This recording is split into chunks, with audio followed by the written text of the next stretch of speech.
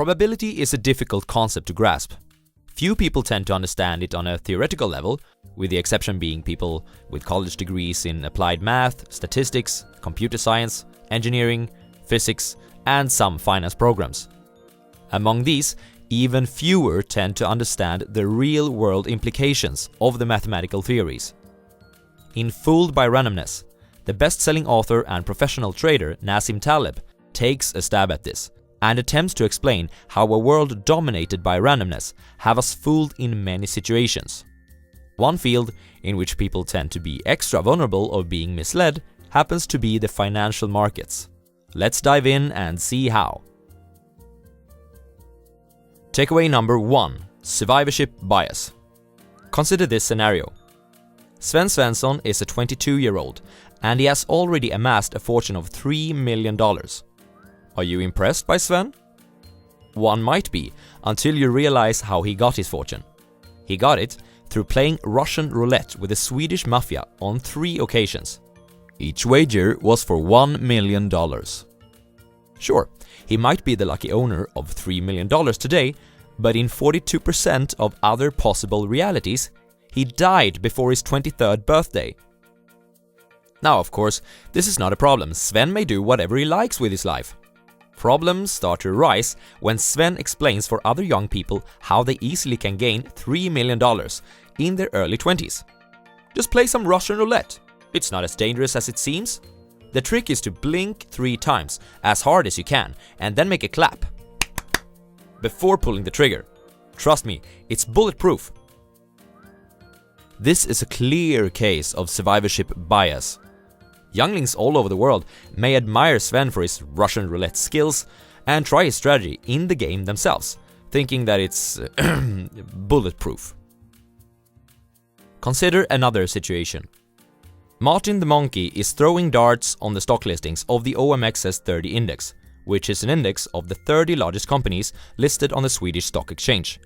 He did this on January the 1st of 2018 to pick 3 companies. Today, his return is 12%, which is a handsome profit considering that the OMXS30 is down by about 10% this year. Martin is very proud of his returns, and he tells all his monkey friends about his brilliant strategy of picking stocks through dart throwing. He informs them about which velocity to use, how to add an advantageous spin, and even what kind of food they should have the day before the throwing. The problem is that neither we as investors nor Martin himself consider the other possible outcomes of Martin using this approach. What if he, instead of hitting Ericsson with his first arrow, had hit SKF? Then his return would have been minus 12% instead of 12%. The issue is that because of survivorship bias, we will never hear about the Martins who missed Ericsson for an SKF. The highest performing realization will always be the most visible. The book How I Lost 12% Investing in a Market That Declined 10% will never make it to the bookstore shelves. However, How I Made 12% in a Market That Declined 10% might become the next bestseller. When picking 3 stocks from the OMXS30 index, the expected return was about minus 10% for 2018. In hindsight, that is. The standard deviation was 11%, which implies that out of 40 monkeys, 1 would have had the same return as Martin, or even better. Let's pretend that there are 2,000 monkeys out there. Then 50 of them would have had a return of 12% or better, by pure chance. And one of them will definitely write a book about it. Takeaway number 2, the Skewness Issue. During his time as a trader at a large investment house in New York, Nassim Taleb once found himself in a meeting with company stakeholders, where they wanted his opinion on the stock market.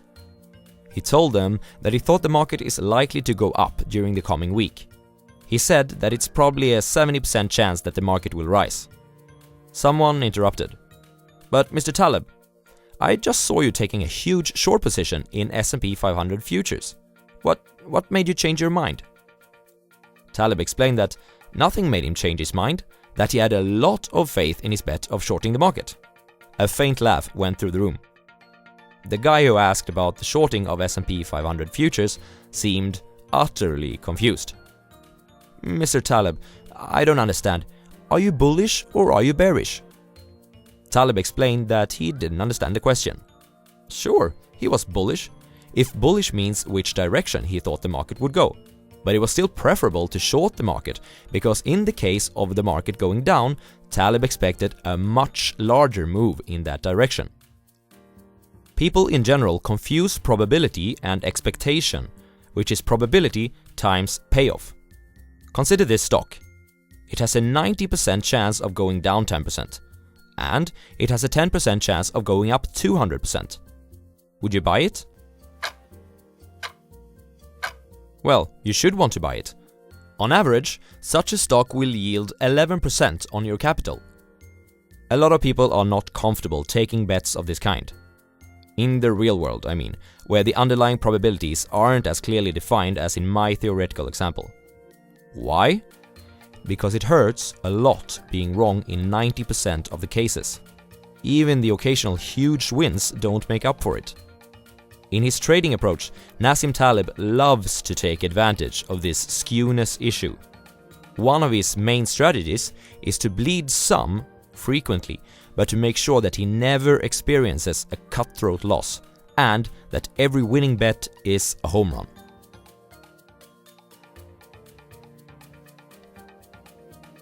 Takeaway number 3, the Black Swan problem. What do you think about this statement? Is it true or false?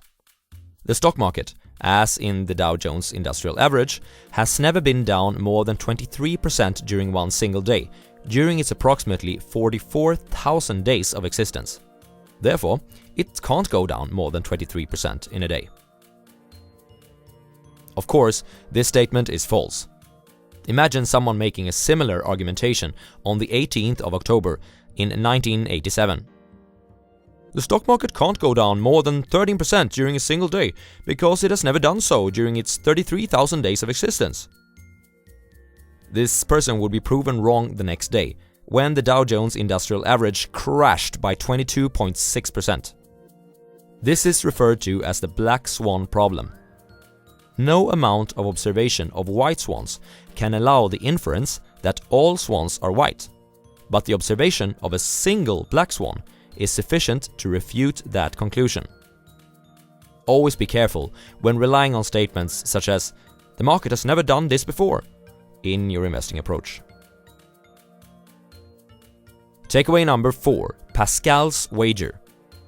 Always expecting that you can't learn from historically great investors or traders because of survivorship bias and because there might be a black swan lurking around the corner presents a very pessimistic view of the investing profession. And to counter this, Nassim Taleb presents the classic Pascal's wager. According to the philosopher Pascal, the optimal strategy for humans is to believe in God and his existence. For if God exists, the believer will be rewarded. And if he doesn't exist, the believer has nothing to lose. You can reason like Pascal did in your trading or investing approach. If historical data shows that a given strategy is successful, you should use that to your advantage. For if the historical data reveals opportunities for the future, you will be rewarded. And if it doesn't reveal anything at all, you'll probably return the market average anyways.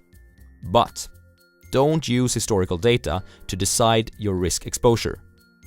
This way, you'll get the potential benefits of a strategy that you've noticed to be successful in the past, while you avoid the risk of overestimating its accuracy. Takeaway number 5, the 5 traits of the market fool. According to Nassim Taleb, the market fool has a tendency to do the following: overestimating the accuracy of his beliefs in an economical or statistical measure. Being overconfident about historical data is dangerous for many reasons.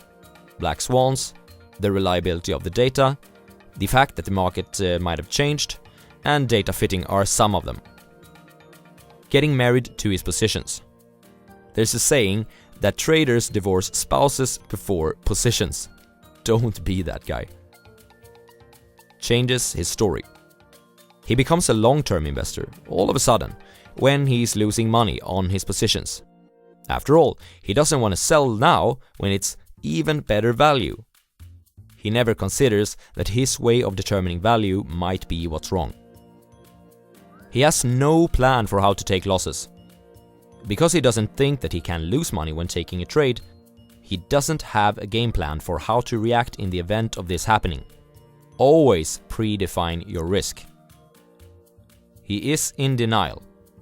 Once he finally accepts his losses, which is way too late by the way, he refuses to believe that it was his own fault. He was simply unlucky. What's funny is that when he earns money, remember Martin the Monkey from takeaway number 1, he attributes it all to skills. In the eyes of the market fool, losses always happen due to randomness, while profits always come thanks to skills. Here's a recap. One must be careful when judging a person's performance based on their results. We must also consider that there were alternative outcomes that didn't occur, otherwise we'll be victims of the survivorship bias. Don't confuse probability and expectancy. When we are investing, we want to maximize our profit expectancy, not our profit probability. Beware, we've probably not seen the worst yet. A black swan might be lurking around the corner. Use historical data and backtesting to decide on your investing approach, but be careful about letting it decide your risk exposure. Avoid overconfidence, getting married to positions, changing your story, investing without an exit plan, and denying the fact that luck and randomness plays a role in both profits and losses. Thank you guys for watching this summary of Fooled by Randomness, and Merry Christmas to you all. Whether you celebrate it or not, I hope that Santa Claus will bring you high investment returns during these last days of 2018. Cheers!